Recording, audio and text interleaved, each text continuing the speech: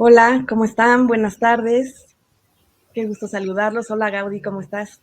Hola, ¿qué tal? Aquí contento de volverte a ver, Georgina. Qué gusto. Igualmente, mucho gusto de verte de nuevo después de esta vacación de Semana Santa y de estos calores que nos están llegando, ¿verdad? Sí, sí, ahorita mismo ya tengo calor, Sí. como que llovió un poco acá en mi ciudad, León, Guanajuato, pero ahora está como, la vaporización fuerte. Sí. Sí. Oye, Gaudí, bueno, gracias a todos también los que ya están empezando a conectarse. Les agradezco muchísimo, pues que siempre están pendientes y que siempre se conectan muy en punto.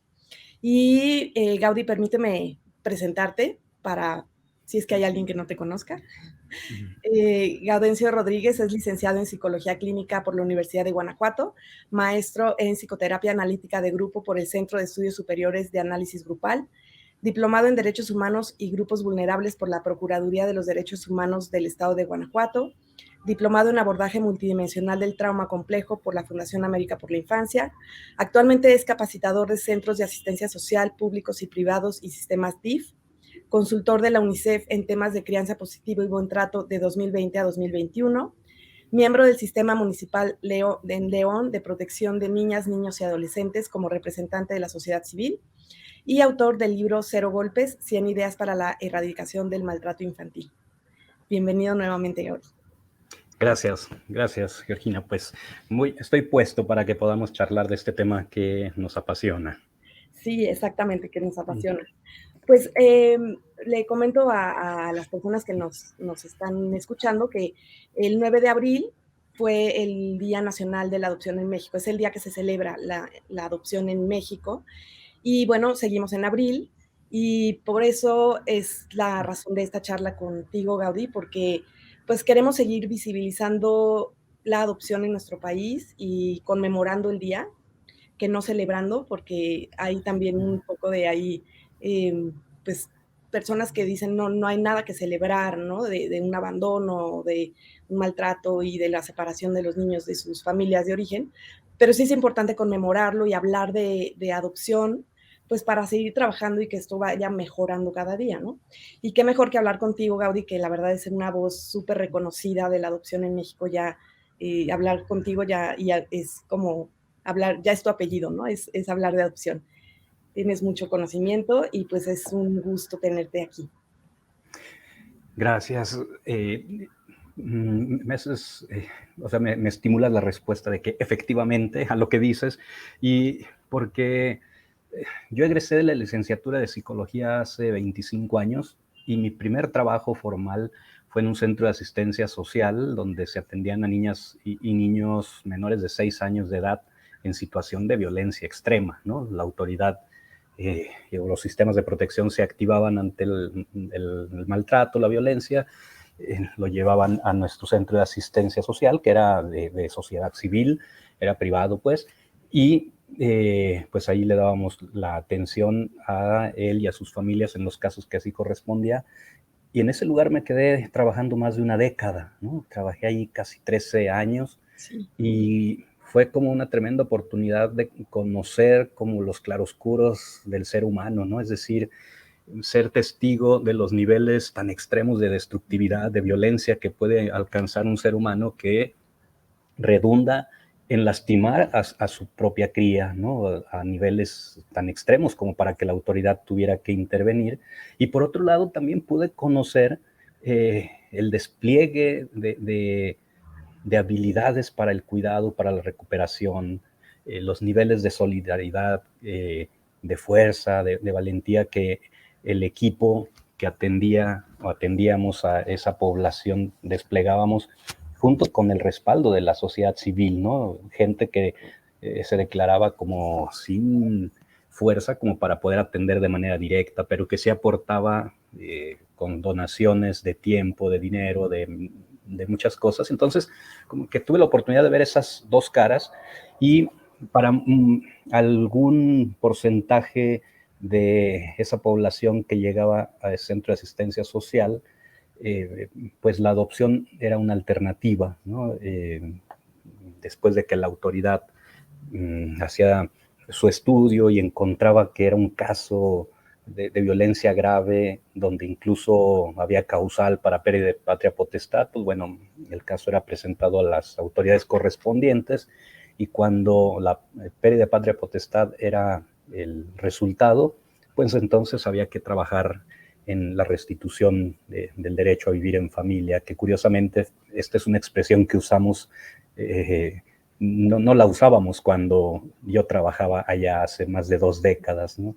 Pero es lo que hacíamos, pues, ¿no? Y entonces eso me llevó al mundo de la adopción, y por eso es que efectivamente la adopción es un tema parte como de mi vida, parte de mi vocación. Estoy como eh, emparentado a ella, y lo estaré, yo creo que toda la vida, porque me ha permitido aprender mucho acerca de los tópicos humanos, ¿no? Acerca de las características de los vínculos humanos. Como que lo que me ha ocurrido a mí es que al acompañar familias que se conformaron a través de la adopción, al estudiar el tema, me ha permitido ver con suficiente claridad dinámicas que no son, digamos, como exclusivas de las familias adoptivas, sino de las familias en general. Y entonces eso ha enriquecido bastante, digamos, mi subjetividad, ¿no? Mi mundo interno, mi propio ser, pues, ¿no? Sí, sí, así lo podemos percibir los que te leemos, los que te escuchamos, ¿no? Y los que podemos conocerte. Y, también, bueno, decirte que tú también, mucho de tu trabajo es sobre el buen trato hacia la infancia. Y en adopción, pues o sea, hay muchos aristas en donde se puede hablar de buen trato o de maltrato, ¿no? O cómo, transitar del maltrato al buen trato, ¿no? Desde las familias biológicas, la institución, las familias adoptivas, o sea, como que en un recorrido de 25 años, me imagino que has podido ver cómo se transita de un maltrato a un buen trato. Sí, comentaba en mis palabras anteriores que trabajar en un centro de asistencia social nos permite ver con más transparencia como esas dos caras de lo humano, ¿no? La destructiva y la constructiva. Y, y no es que haya personas, digamos, buenas o malas, ¿no? Sino que más bien existimos individuos Ujú. con luces y sombras, ¿no? Y que en función de la historia de vida que cada quien tuvo, eh, las circunstancias, el entorno y nuestra propia biología nos inclina a adquirir un, digamos, un potencial mayor o menor hacia, hacia el maltrato, ¿no? Hacia maltratar, o hacia el otro lado, que es al de acompañar de manera humana. Y lo que yo pude observar durante esa más de una década de acompañar a personas con niveles de destructividad muy grande o de violencia, eh, era como el percibir que esas personas simplemente se convertían en efectoras de, de circunstancias previas que vivieron y que los llevó hasta ese lugar, lo cual por supuesto no los exime de responsabilidad o de culpa, pero que cuando uno, bueno, cuando yo me metí a escuchar sus historias, pues, a través del trabajo que me tocaba hacer, entrevistarles para saber la situación y demás, y podía conocer sus historias de vida, al final era como una sensación muy fuerte, porque me decía a mí mismo, pues ahora adquiere un sentido total esto que le han, este maltrato que le han propinado a sus hijos, ¿no? O sea, ¿cómo esperamos que haga otra cosa después de esta historia de maltrato, de violencia, de la suma y suma de experiencias adversas vividas? Pero es un sentimiento muy complejo desde el rol del profesional, porque empiezas como a entender qué llevó a esa persona a tal lugar, pero no olvidas que lo que hizo fue lastimar al extremo a otro ser humano que dependía de él o de ella. Y entonces había que acomodar esos sentimientos primero en uno, esos pensamientos o esa disonancia cognitiva que aparecía Sí. en mí como profesional.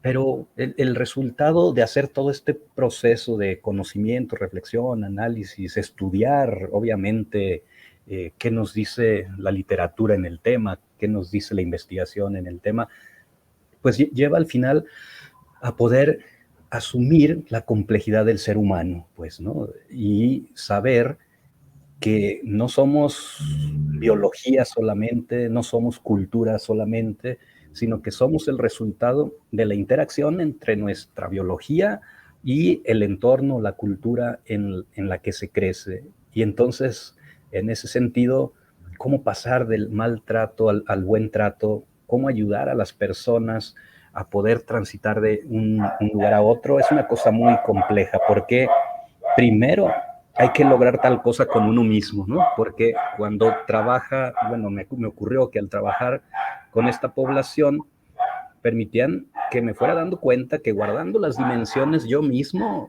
ejercía también violencias o malos tratos. Hace 25 años aún no me convertí a mi hijo en padre, pero siempre estaba en interacción pues con los niños, las niñas de la institución, con pacientes, con alguien, ¿no? Y era percatarme pues que yo también en ocasiones, guardando las dimensiones, pues caía en violencias. Algunas personas utilizan el concepto microviolencia y, y fue revisar primero mi propia historia, ¿no? Y revisar de dónde vengo, de qué calidad de cuidado, en qué entorno crecí, y fue meterle más fuerza al proceso personal terapéutico para solo entonces ir teniendo con más posibilidad de acercarme a comprender a ese otro que yo tenía frente entrevistando, ¿no? Y al pensar en todo este fenómeno es darnos cuenta que necesitamos como crear entornos amables, ¿no? Entornos humanos que humanicen a las personas para que entonces éstas puedan dar lo mismo, ¿no?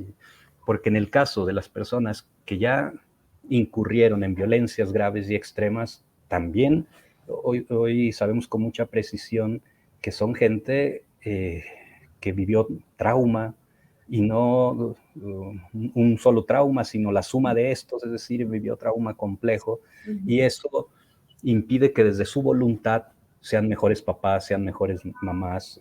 No alcanza la voluntad cuando hay trauma, entonces necesita un acompañamiento pues informado en trauma de parte de las personas profesionales para poderles acompañar e ir remontando un poco su vivido, ¿no? Curar sus propias heridas y tal.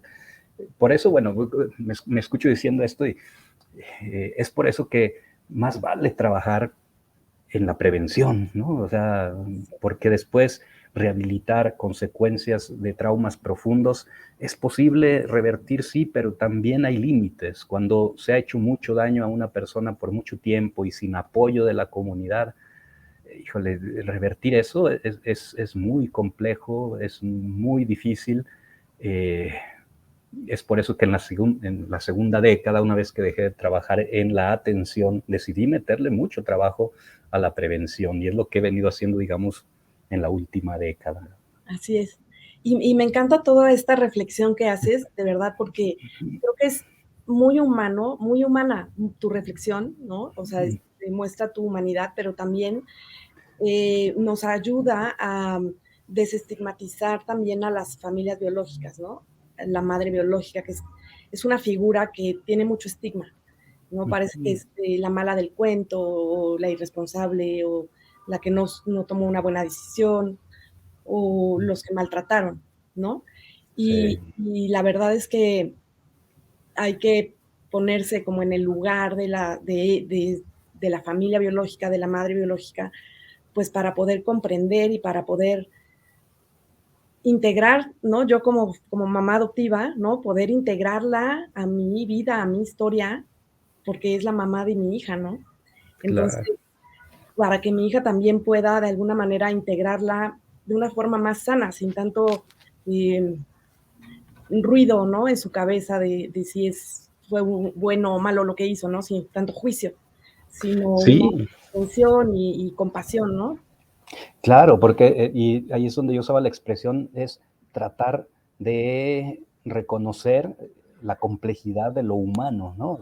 Porque estoy totalmente de acuerdo como tú lo planteas, porque cuando conocemos las historias de estas progenitoras o progenitores que llegaron a niveles de maltrato como para perder la patria potestad, muchas veces, digamos, a nivel social es más fácil centrar el dedo, el señalador en ellos y ellas, porque eso nos permite dejar de ver algo que se llama violencia estructural, de la cual al final somos parte todas las personas integrantes de la sociedad. Dicho de otra manera, es esa progenitora o ese progenitor que no pudo hacer algo mejor con su hijo, sino solamente maltratarle hasta perder la patria potestad, es una persona que no tuvo las condiciones para hacer algo mejor.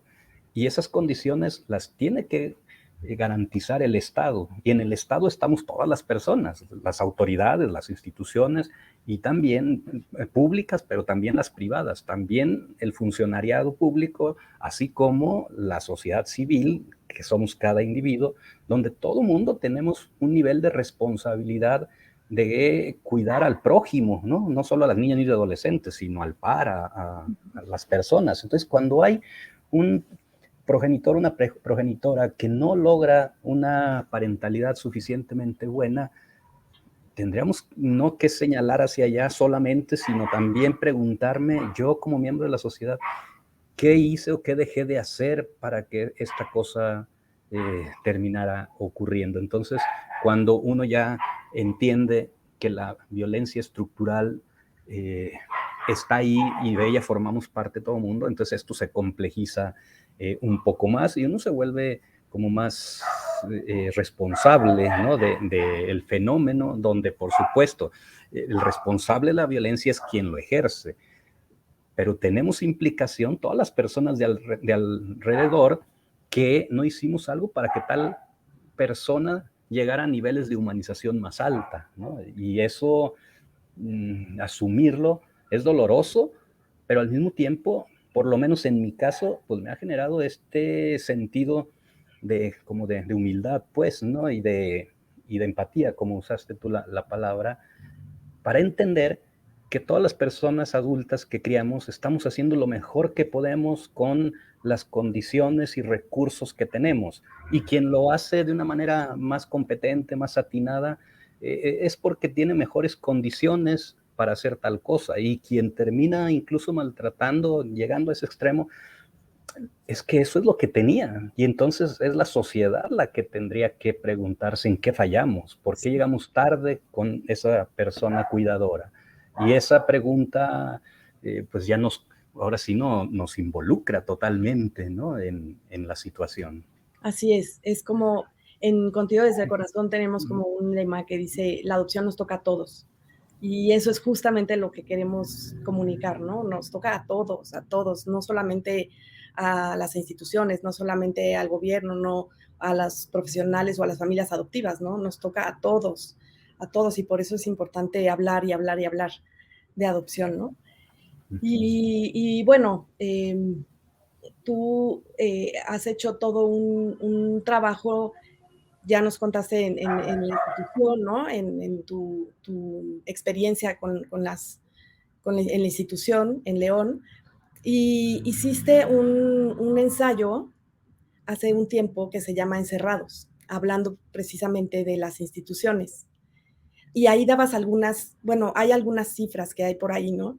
En donde bueno, que hay en América Latina y el Caribe, más de 250,000 niños institucionalizados, que hay una falta de registros de centros de asistencia social, no hay actualización de esa población, y que en México, hasta donde sabemos que es una cifra no muy actual, hay 30,000 aproximadamente niños institucionalizados, ¿no?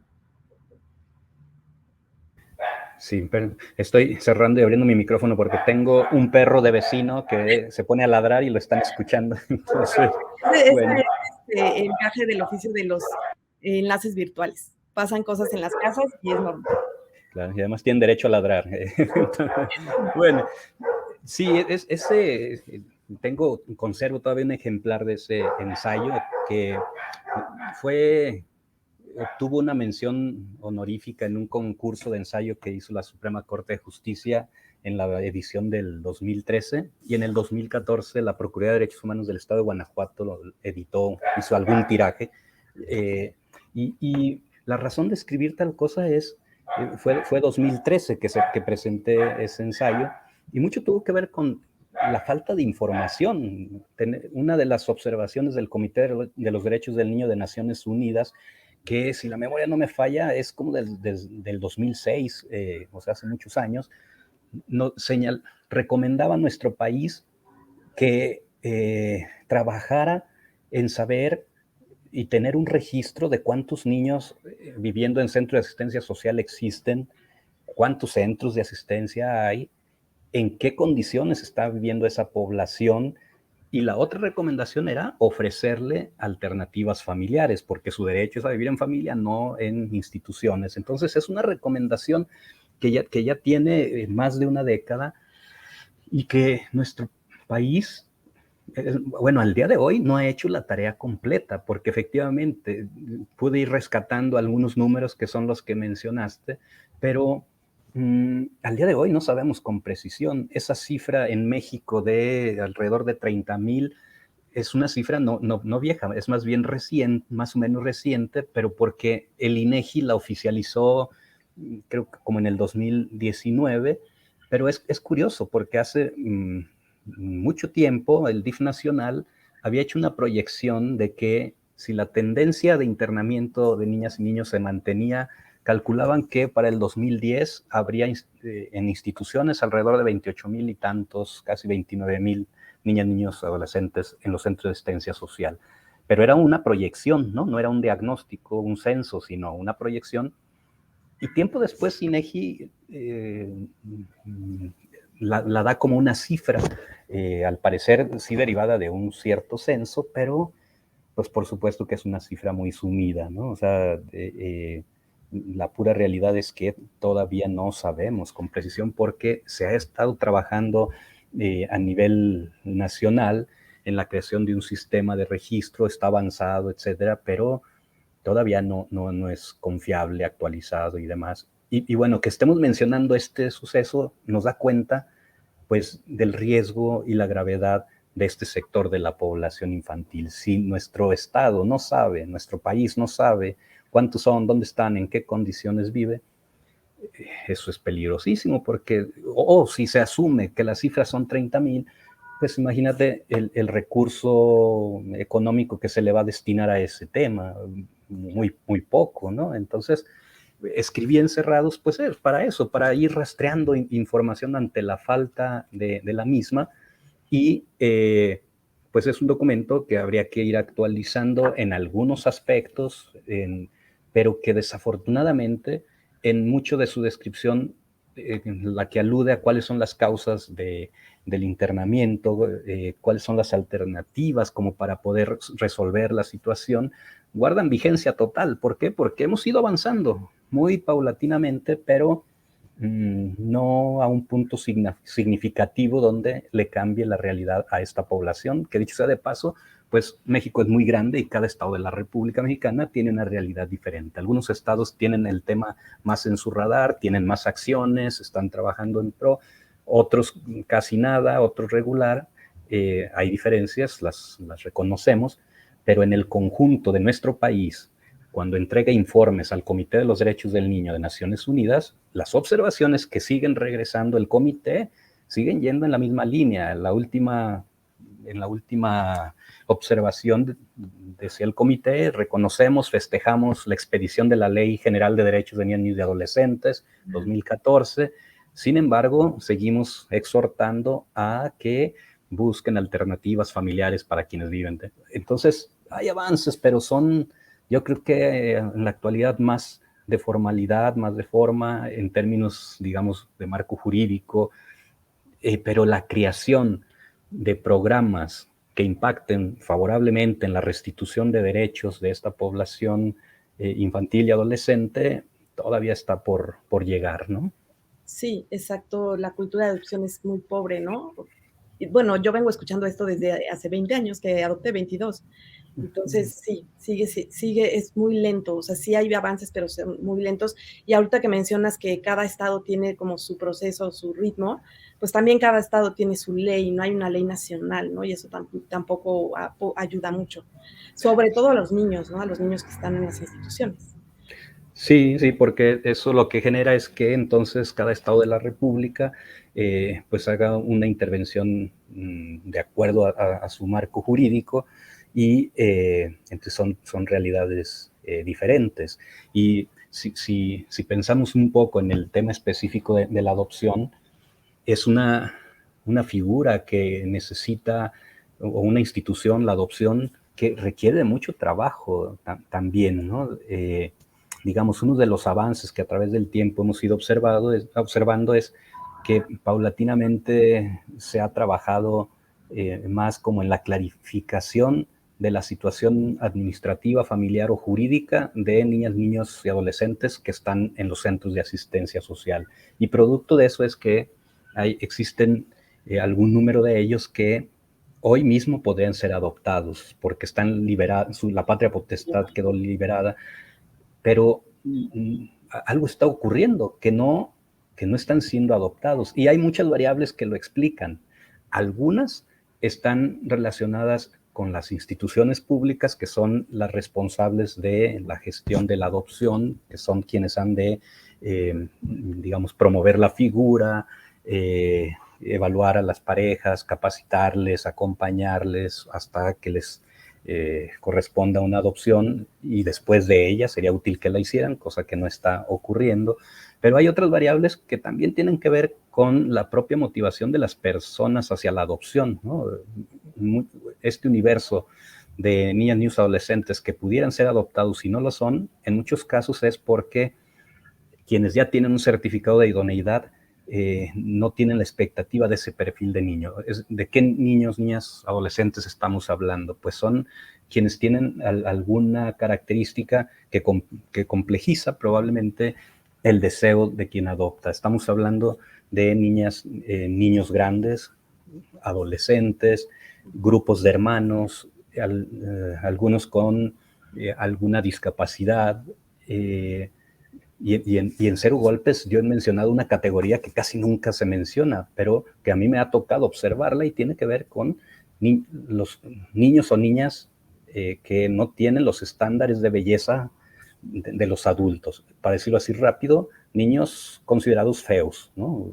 Signifique lo que signifique. Eso casi no lo he visto yo en la literatura, pero yo en la práctica que he tenido de ser parte del equipo técnico, de gestor de las adopciones, me ha tocado observar que en ocasiones lo que no llevó a una vinculación permanente el proceso de emparentamiento, que el emparentamiento es esa etapa para irse conociendo, para ir facilitando la construcción de un vínculo antes de que se formalice jurídicamente esa adopción. En ese proceso, a mí me tocó observar que en más de algún caso, que la variable que hizo la diferencia era que se trataba de niños, niñas que no tenían como el estándar, digamos, de belleza del mundo occidental, ¿no? Sino que se trataban, los casos que yo tengo en mi memoria muy claros, sobre todo de niñas con rasgos indígenas, con ciertas características. Y entonces, ante esta situación, a mí me parece como muy fuerte saber que hoy mismo sí habría centenares de niñas, niños y adolescentes que podrían ser adoptados jurídicamente hablando, pero que no lo están siendo porque no se logra empatar el vínculo, pues, ¿no? Entre adoptantes y estas niñas, niños o adolescentes. Y creo que ahí, otra vez, hay mucho trabajo que tenemos que hacer como sociedad en esta línea que tú mencionabas, que puede ayudarnos como concepto, en hacer más cultura de la adopción, es decir, comenzar por entender que la adopción es una institución que fue hecha para la restitución de los derechos de niñas, niños y adolescentes a vivir en familia, ¿no? Y que al ser un derecho, pues le pertenece igual al bebito que al adolescente, pero tampoco estoy haciendo como una crítica al deseo de los adoptantes, sino más bien un, como un llamado a toda la sociedad a que podamos voltear la mirada hacia esta población y, y sumarnos, pues, para considerarnos toda la sociedad responsables de las nuevas generaciones. No solo soy responsable de mis hijos, de mis hijas, yo, no, todas las personas adultas deberíamos de asumirnos responsables de todas las niñas, niños y adolescentes de nuestra comunidad, de nuestro país, y sumar desde donde estemos, ¿no? Sí, sí, definitivamente, pues hay racismo en nuestro país, existe el clasismo y el racismo, y en adopción se ve muy, muy claro, aunque no se hable de ello, ¿no? Y lo Sí. mismo, no se habla mucho de adopciones fallidas, también está un poco estigmatizado el asunto, que ahí también creo que hay que ser humanos, más tener más humanidad en el juicio que hacemos, porque bueno, sí, efectivamente, muchas veces es que no es lo que se esperaba, ¿no? Y entonces la familia, pues, devuelve al niño a la institución. Pero en otras ocasiones, y he tenido, pues, la oportunidad de acompañar padres que adoptan adolescentes ya, y es tan difícil la vinculación porque el adolescente ha pasado tantos años en una institución, tantos años sin una familia, sin saber lo que es, que ya casi que el deseo es no ser adoptado, ¿no? Sino cumplir 18 años y salir. Entonces, muchas veces incluso con la idea de localizar a la familia biológica, porque hay una idealización, ¿no? Entonces es muy duro conocer estos casos en donde la familia se ha preparado, pero no se puede dar la adopción porque los hijos, los niños están con una historia tan tremenda de vida, ¿no? De historia de vida, que a lo mejor pasan por varias instituciones en donde pues el cuidado no siempre es, digo, no quiero generalizar, hay muchas instituciones con muy buenos prácticas, pero muchas que no las tienen, ¿no? Y eso también genera pues que falle la adopción, ¿no? Sí, y justo por lo que tú mencionas es que yo decía, no, lo menos que quiero hacer es como juzgar el deseo y la motivación de las personas adoptantes, porque efectivamente esto es muy complejo. ¿Acaso lo que yo quiero señalar es la tremenda área de oportunidad que tenemos todas las personas involucradas en los procesos adoptivos? Porque un área de oportunidad muy grande es para los equipos técnicos que trabajan con las niñas y los niños en los centros de asistencia social, que para empezar,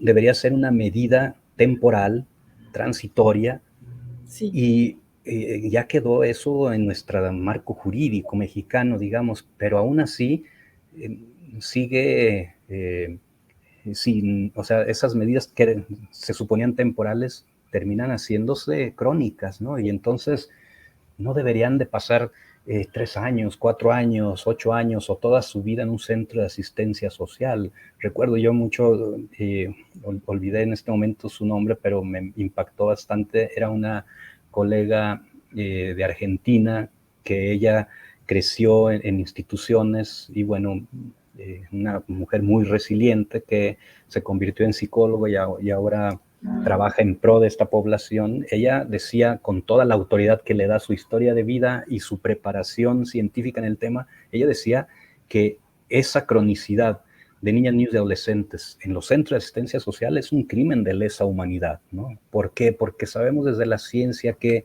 las instituciones, por más que se pudieran esforzar, no van a poder promover el desarrollo pleno de cada niña, niño y adolescente, sino que al contrario, los datos que nos dan las investigaciones hablan de que por cada año que se vive en una institución se pierden 3, 4 meses de desarrollo. Entonces, que alguien tenga que vivir allí 5 años, 10 años, 18 años, es robarle la vida, ¿no? Y entonces esta mi colega decía, eso es un crimen de lesa humanidad. Entonces, bueno, pero lo que quería decir, motivado por tu comentario, es que, bueno, mientras están en el centro de asistencia, debería de existir todo un equipo técnico que que acompañe a quienes cuidan ahí en el centro de asistencia, que acompañe a esa población infantil o adolescente en sus procesos a elaborar trauma, a promover su sano desarrollo, etcétera, etcétera, y rodeados y arropados pues de recursos humanos, monetarios, de capacitación del más alto nivel, con un apoyo y soporte de toda una sociedad. Y después, si la alternativa va a ser la adopción, ahora viene un trabajo muy fuerte, bueno, primero paralelo de una capacitación efectiva y suficiente para los adoptantes, porque tú tienes toda la razón, entre líneas lo que mencionas es, pues bueno, ¿quién va a ser papá, mamá, adoptivos? Es su primera vez que van a ser papás y su única experiencia que trae es la de haber sido hijo, ¿no? Y si se trató de un hijo biológico, esa es su experiencia de parentalidad. Le criaron sus progenitores, que luego se convirtieron en padres y con ellos transcurrió la vida. Pero no tienen, digamos, por qué saber cuál es la diferencia de criar a un niño, niña o adolescente y cuáles son como las consecuencias de la violencia en la vida de este. O sea, ahí es donde la institución tiene que tener como espacios de formación sólida, informados en trauma, porque tú y yo sabemos que al día de hoy muchas veces los espacios de capacitación que pudieran existir son para abordar temas, pero de la parentalidad en lo general, ¿no? Sí. Y esa, pues digamos, ya traen un cierto saber desde la propia experiencia de haber sido hijos un día, pero de lo que necesitan saber es de esto que tú señalaste, qué implicaciones tiene adoptar a una niña o a un niño de 9 años de edad que pasó 6 años en una institución residencial. Eso es, digamos, responsabilidad de los equipos técnicos, poderlo informar, poder capacitar, poder meter a reflexión de los adoptantes en sus procesos de formación. Y una vez que se da el emparentamiento, ahí hay otra etapa donde hay que acompañar a ese vínculo para poderles ayudar a entender y a comprender lo que va a ocurrir en esa interacción. Y creo que estas son las cosas que no están sucediendo de manera suficiente y por eso existen muchas adopciones o muchos emparentamientos que no terminan en adopción, ¿no? Habrá otros que, como tú apuntabas, probablemente sí ocurrió mucho de lo que describí ahorita rápidamente y aún así no terminan en vinculación y bueno, algunos le llaman así como adopciones fallidas. Y bueno, también puede ser, ¿no? O sea, lo que yo describo no significa que es una garantía de que si se hace bien, todos los emparentamientos terminarían en adopción, pero sí existe al día de hoy un área de oportunidad muy grande y que hay adopciones que no concluyen en tal, yo creo que por falta de un acompañamiento técnico más especializado, ¿no? Así es. Y también te he escuchado decir en algún foro, en algún espacio, que las necesidades que la institución cubre, y diste cifras, son las fisiológicas, un 70%, ¿no? Como que se enfocan en cubrir las necesidades fisiológicas en un 70%, y las socioemocionales y vinculares, un 40%. Entonces, pues esto también es un dato fuerte. Sí, y ese fue, digamos, como un ejercicio de percepción que, si la memoria no me falla, hice con un grupo de 30, 40 personas que trabajaban con esta población, ya sea en el centro de asistencia social o en procuradurías, y ellas, de viva voz, desde la experiencia de estar ahí día a día, arrojaban, digamos, como esa información que además, digamos, cualquier metodólogo de la investigación o metodóloga de la investigación criticaría el ejercicio, pero por eso aclaro que es un ejercicio de percepción, pero que se nutre desde saber que tampoco hay que ser, digamos, tan científicos para darnos cuenta que una institución residencial lo que podrá hacer mejor es cubrir necesidades básicas, necesidades fisiológicas, porque esas pasan pues por tener, digamos, los recursos de luz, agua, ropa, alimento, etcétera. Y en general, las instituciones eso lo suelen resolver suficientemente bien. Y aclaro suficientemente porque incluso ni siquiera hay instituciones que ni eso alcanzan. ¿Por qué? Porque es muy caro la atención en el formato residencial. Eso también es una cosa que no hemos dimensionado. Es mucho mejor invertir en programas de fortalecimiento en la familia, en su domicilio, en el campo, que el trabajo de financiamiento residencial, porque es muy costoso.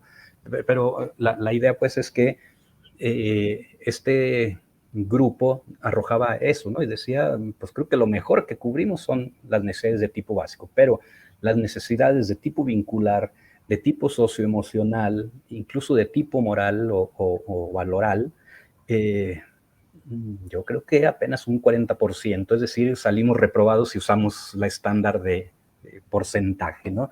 ¿Y por qué? Pues porque mucho de esto depende de la posibilidad de ofrecer una relación más, más personalizada, ¿no? Y sabemos que en un centro de asistencia, pues hay una persona para cuidar, en el mejor de los casos, a 10, en los casos extremos, una persona para cuidar hasta 30 o hasta 40 o 50. No, no, o sea, eso es imposible. ¿Qué puede hacer esa persona? Pues solamente monitorear, que coman, que duerman, que se bañen, y con un cierto éxito del 70%, ¿no? Pero de ahí a poder promover y cubrir necesidades de tipo vincular, de tipo socioemocional, de tipo ético, híjole, eso se vuelve mucho más difícil, y no porque el personal no quiera hacerlo, es que simplemente es imposible, no se puede, ¿eh? Por eso es que la misma Ley General de Derechos de Niños y Adolescentes ya dejó ahí este estándar internacional que dice que ante la separación o riesgo de separación de los niños, de las personas que le cuidan, sus papás, sus mamás, el primer recurso tiene que ser el tratar de evaluar si ayudando a esta familia podemos evitar la separación. Si esto no es posible y tenemos que separarlo porque la integridad, la vida del niño corre riesgo, entonces lo que le sigue es pensar en la búsqueda de una alternativa familiar en la familia extendida o en la comunidad cercana al niño, a la niña. Y si esto no es posible, entonces pensamos en el acogimiento familiar formal, que dicho sea de paso, es una tarea que no ha hecho nuestro país, México, ¿no? O sea, la ley general mandató la construcción de programas de acogimiento familiar y es una tarea muy, muy incipiente. Muy pocos estados han comenzado y tienen muy pocas familias ya en acción. Y, y solo en último lugar tendría que estar considerada la alternativa residencial. Hoy ya está en ley, pero hoy no están construidas las condiciones, ni la infraestructura, ni los programas para que se pueda funcionar así. Insisto, hay estados que están un poco más avanzados, pero aún los más avanzados no tienen un sistema de protección bajo este estándar, que era un estándar internacional ya hecho y adoptado por la ley general. Pero bueno, por lo menos, digamos, tenemos la ruta hacia donde se tiene que transitar, ¿no? Exacto, es como que está ya en papel, pero ahora hay que hacerlo efectivo, ¿no? Sobre todo, pues sí, como dices, los programas de apoyo a la familia biológica, ¿no? Que verdaderamente es el mejor lugar en donde pueden estar los niños teniendo unos padres con las competencias necesarias, ¿no? Que Sí. se pueden aprender, se pueden ir sanando esos traumas anteriores también. Y otro programa que creo que es súper importante es el de apoyar a los niños que salen de las instituciones cuando cumplen los 18 años, porque igual pasaron toda su vida, como lo mencionaste hace un momento, y a los 18 años, al cumplir la mayoría de edad, pues les toca salir y no, bueno, he escuchado de algunos programas, pero es tan poquito y son tantos niños que salen que también tenemos que poner ahí el ojo. Sí, y es tanto lo que se requiere, porque si decíamos hace un momento que por cada año que se vive en internamiento se pierden 3 o 4 en términos de desarrollo, imaginemos a una persona que creció 10, 15 años viviendo en instituciones residenciales y luego ya tiene que irse a la vida fuera de la institución, lleva un retraso en su desarrollo muy grande que lo pone en una desventaja impresionante ante el momento de vivir una vida autónoma, pues, ¿no? Sí, es un tema totalmente pendiente en nuestro país, como mencionas. Escuchamos de alguno que otro trabajo incipiente de fortalecerles y prepararles para la vida fuera de la institución. El concepto que suelen usar es para la vida independiente, que bueno, ya sabemos que en el ser humano la independencia nunca se alcanza, ¿no? Buscamos sanas interdependencias, pero son muy pocas iniciativas que se están piloteando, que se están intentando, pero con muy poco recurso, porque, bueno, yo no dejo de pensar lo difícil que en general está siendo para la población adolescente dar ese brinco hacia la autonomía en la vida, aún viviendo en condiciones familiares favorables, ¿no? Pensemos en nuestros propios hijos, hijas, que está siendo muy difícil. A la gente joven le está yendo mal en términos de oportunidades hacia la vida, y eso que están acompañados por una familia que les ha arropado.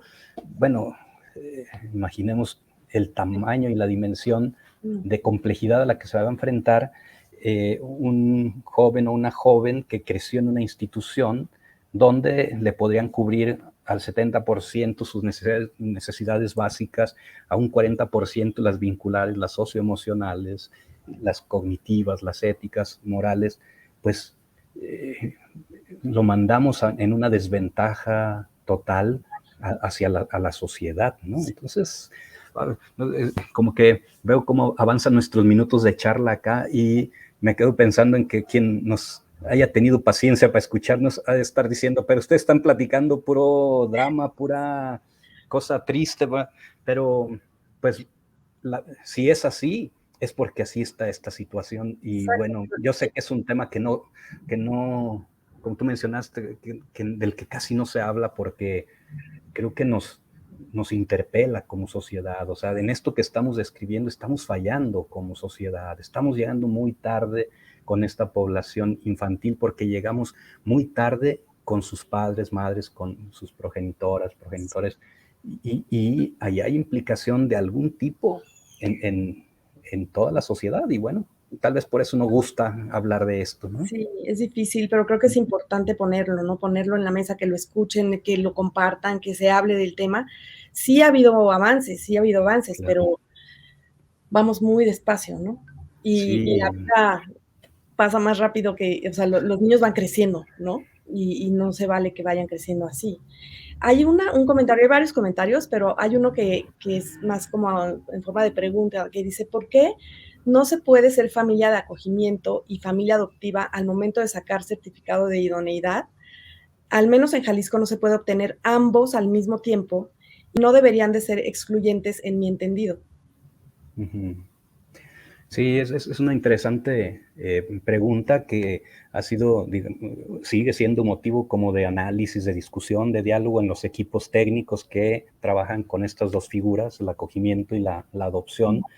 Y sí, al parecer en la región de Latinoamérica como que se mantiene esta tendencia a no dar la oportunidad de ser potencial familia adoptiva y potencial familia de acogimiento.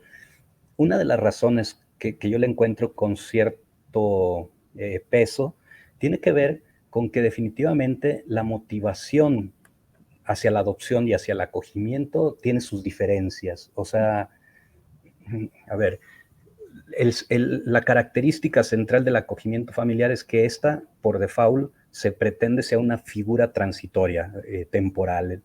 Hablamos de una niña o un niño que perdió los cuidados parentales y que antes de que ir a una institución, se va a una familia, pero eso, en tanto se elabora el diagnóstico familiar, un programa de fortalecimiento, o sea, se evalúa, pues, si el destino final permanente va a ser el regreso a su familia de origen o si va a haber un juicio de pérdida de patria potestad. En lo que se hace todo ese diagnóstico, ese plan, pues, que esté en una familia de acogimiento. Entonces, quien acoge tiene que tener como toda la claridad, motivación y fortaleza para poder generar vínculos de cuidado, de amor, de consideración, sabiendo que esto es temporal, que puede durar aquí unas semanas o puede durar unos meses, No debería de durar unos años porque la figura de acogimiento es temporal, pero sí ocurre, en ocasiones se prolonga mucho y después hay que tener la capacidad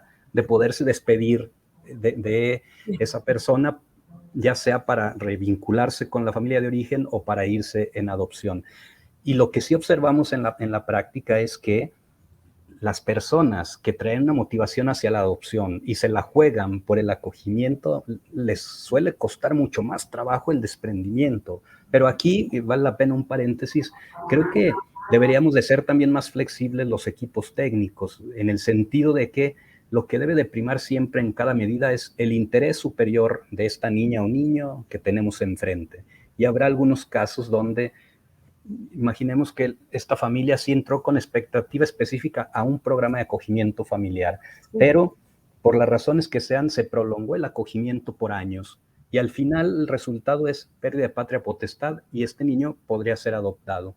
Si esta familia de acogimiento dice, yo sabía que yo solo iba a acoger, pero estoy dispuesta a adoptar a este niño con el que ya tenemos 3 años, 4 años viviendo y ya tenemos un vínculo y demás, y el niño está de acuerdo y tal, un equipo técnico debería de analizar esa situación específica y en el principio de buscar el interés superior de este niño, de esta niña, si va en esa línea, habría que decir, va, ¿no? Sí. Pero vuelvo a lo central que quería decir.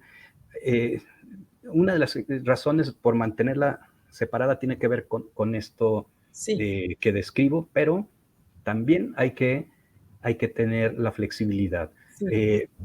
O sea, ¿qué observamos incluso en el perfil de las personas que se acercan con familia de acogimiento o de acogida? Que muchas de ellas, digamos, como que la motivación hacia la parentalidad ya fue vivida, es decir, son familias que ya tuvieron a sus hijos, ya crecieron, no tienen expectativas de ahijar a más personas, traer a más niños al mundo, pero sí tienen las condiciones y la motivación para seguir acompañando a otros. Y entonces, ese es el perfil. ¿Cuál es el perfil de quienes se acercan a la figura de adopción? En general, no todas, pero en general son personas que no han tenido hijos, que tal vez tuvieron un diagnóstico ya de imposibilidad biológica de tenerlos, y su deseo, digamos, de ahijar es muy grande, ¿no?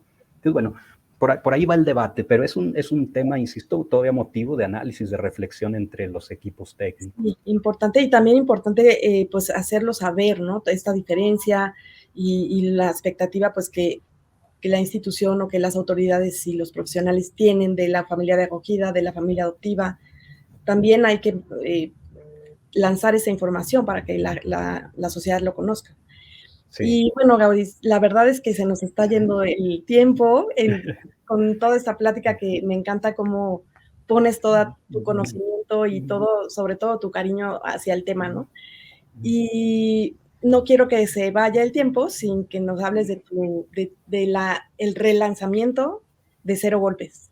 ¿Es un relanzamiento o es una tercera edición o cómo? Sí, es una tercera edición, lo que significa es que pues me di a la tarea de actualizar su información y ampliarla, ¿no? Entonces es un ejemplar que trae cerca de 40 páginas nuevas y que se ha actualizado bastante y que, no, fíjate que lo pones en el tema en nuestra charla y no es que nos desviemos del tema central, o sea, yo terminé escribiendo Cero Golpes justamente producto de esa experiencia de más de una década de trabajar en ese centro de asistencia social, y ahí van a encontrar, digamos, como mucha información que alude a esa experiencia desde la propia introducción del libro.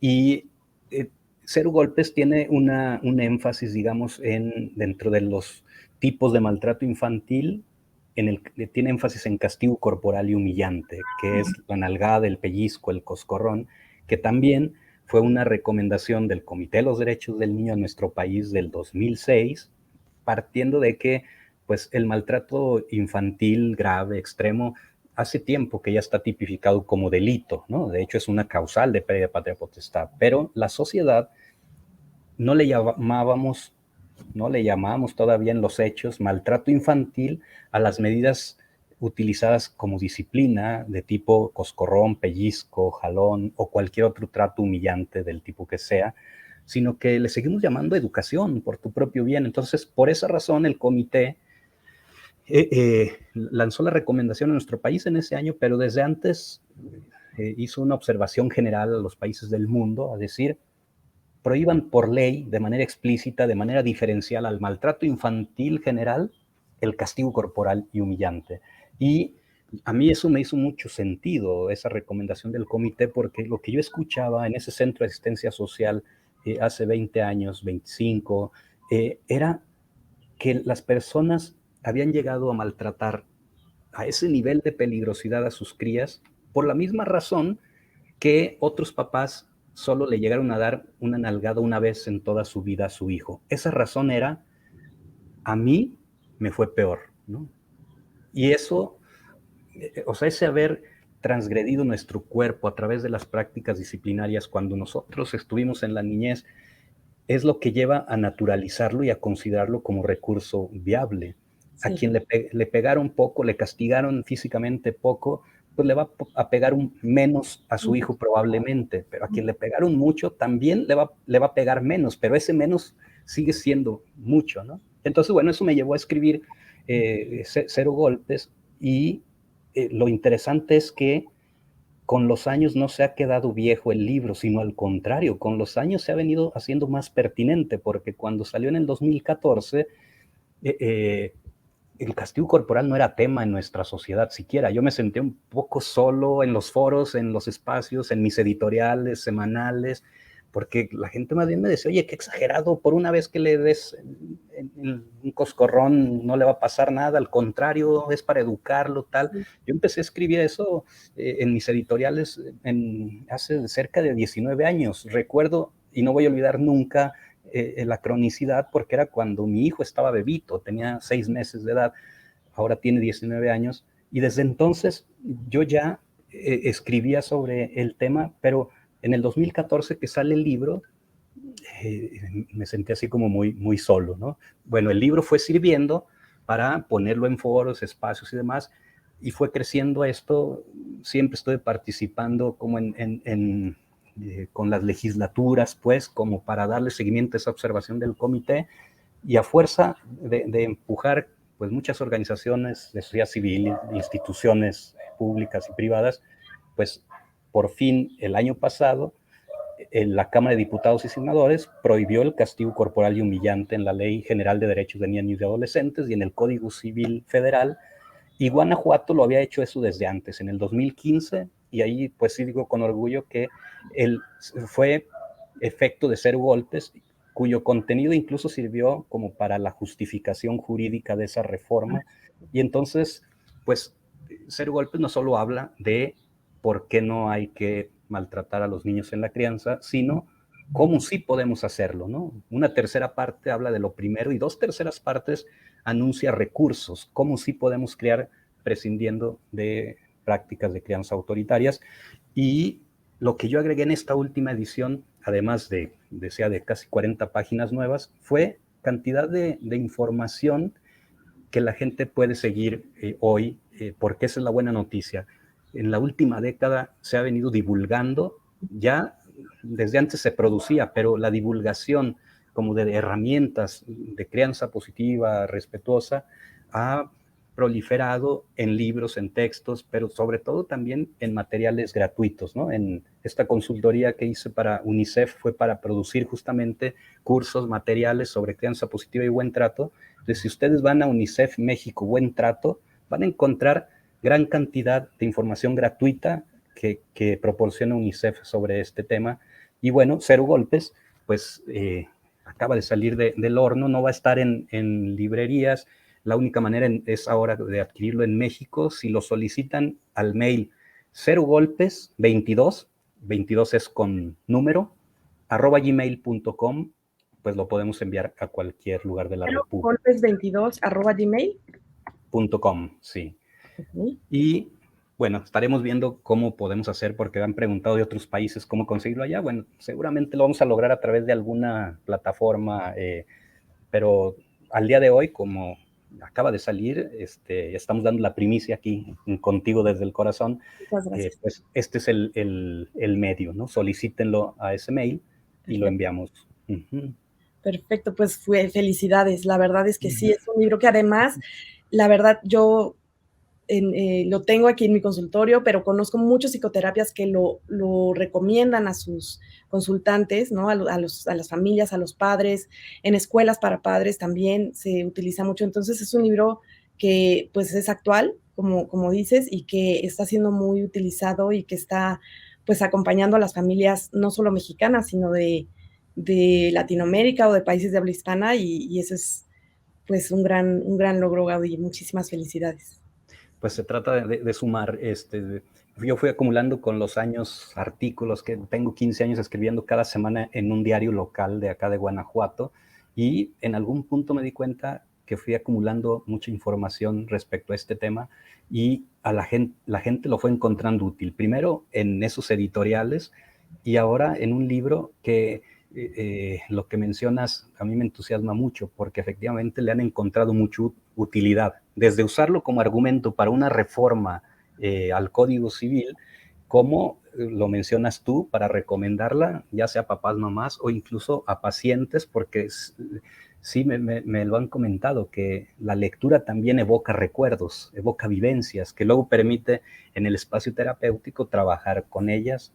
Entonces, bueno, pues me entusiasma bastante volver a poner en circulación esta edición, y te agradezco mucho pues el espacio para poderlo mencionar acá, y gracias por tu retroalimentación a lo que a ti te generó la segunda edición. Sí, muchas felicidades y gracias, al contrario, gracias por ponerlo aquí en este espacio, que es tu espacio. Y pues se nos acaba el tiempo, Gaudí. La verdad es que siempre se va muy rápido platicando sobre adopción, platicando contigo que tanto sabes. Esperamos que regreses, ya sabes que es tu espacio, ya hay varias ocasiones en que has estado con nosotros. Y también, fíjate que quiero rápido comentarles que tenemos en Contigo desde el Corazón y MAR, que es otra asociación, Madres y Padres Adoptivos en Reflexión. Estamos dando ya la segunda edición de un taller que se llama Herramientas para la Crianza en Familias Adoptivas, que se va a dar en el mes de mayo. Son 6 sesiones, todos los jueves de 8 a 9 y media de la noche de forma virtual. Entonces, para quienes estén interesados, están ahorita las inscripciones. Es un taller que ya lo dimos hace un mes y funcionó muy bien, las familias salieron muy contentas. Y pues es esto, ¿no? Brindar herramientas de crianza, pero específicamente para familias adoptivas, ¿no? Y también que vamos a ofrecer un taller, va a venir a México Carme Tuset, que es una psicóloga de Barcelona. Ella es adoptada, es psicóloga, se especializa en adopción, es consteladora familiar y va a dar un taller en México para Contigo desde el Corazón también para familias adoptivas de forma presencial. Ya mandaremos la información, pero les doy aquí también la primicia. Entonces, bueno, pues a quien le interese, pues acérquese. Estamos aquí trabajando. Y bueno, pues nada, Gabriel, muchísimas gracias, muchísimas felicidades por tu nueva edición, que será interesante leer esa nueva información que pusiste. Y pues esperamos vernos muy pronto. Sí, ya lo tendrás en tus manos esa tercera edición. Gracias por la invitación y enhorabuena, Georgina, por tu labor en pro de la adopción desde hace muchos años también. Sí, ya vamos sumando. Muchísimas gracias, Gaudí. Un abrazo muy grande y un abrazo muy grande también a todos los que se sumaron, que comentaron el día de hoy. Muchas gracias por estar siempre. Hasta luego. Hasta pronto.